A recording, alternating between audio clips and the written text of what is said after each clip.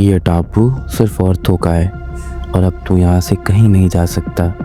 ये शब्द गूंज रहे थे टोनी के दिमाग में बार बार, जैसे किसी ने उसकी ज़िंदगी का फैसला सुना दिया हो बिना उससे पूछे। उसने धीरे से उठने की कोशिश की, लेकिन हाथ बंधे हुए थे। दर्द हो रहा था, लेकिन इस दर्द से भी ज़्यादा था डर कि उसे कुछ समझ नहीं आ रहा था। तभी एक जवान औरत सामने आई।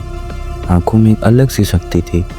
उसने डायरेक्टली टोनी की आंखों में देखा और बोली, तुम्हारे लिए एक फैसला होने वाला है, सबसे बड़े यज्ञ में। टोनी ने देखा, एक बड़े से ओपन ग्राउंड में सैकड़ों औरतें जमा हो रही थी। बीच में एक मंच था जहां टोनी को ले जाया गया। कोई तालियां नहीं, सिर्फ खामोशी। फिर एक औरत ने गुस्से से कहा, 200 साल से किसी आदमी का इस टापू पर कदम रखना मना है और तूने वो नियम तोड़ा है।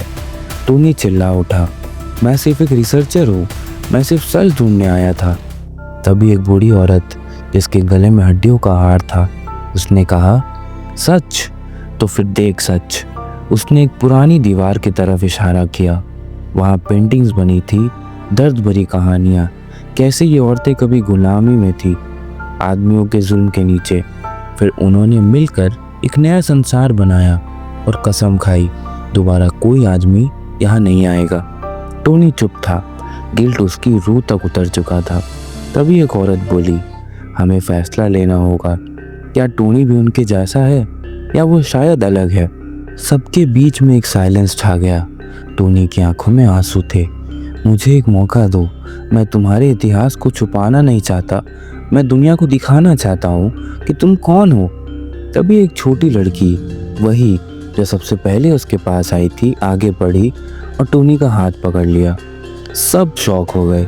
बूढ़ी औरत ने कहा, शायद ये पहला आदमी है जिसने हमें समझने की कोशिश की है। लेकिन फिर उसकी आवाज़ ठंडी पड़ गई।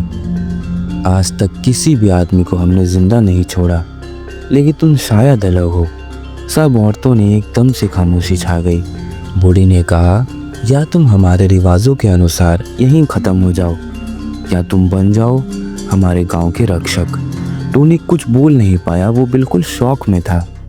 तभी एक जोर के धमाके की आवाज़ आई, जंगल के उस साइड से जहां कदम रखना मना था। सब लोग डर के मारे एक दूसरे को देखने लगे। क्या वो वापस आ गया? किसी ने धीरे से पूछा। टोनी ने भी पूछा, कौन? बूढ़ी ने धीरे से बोला, जिसने कभी हमें बर्बाद किया था, जिसे हम अंधेरों में कैद किए हुए हैं, पुरुषों का असली शासक जटा। टोनी की रग रग ठंडी पड़ गई। बूढ़ी ने घूर कर कहा, उसे रोकना अब तुम्हारी जिम्मेदारी है। और तब टोनी ने देखा, जंगल के उस अंधेरों से एक पुराना टूटा फूटे मंदिर से निकल रहा था एक अमानवीय परछाई, आंखों में खून सा लाल रंग। राज खुलेगा पार्ट 3 में।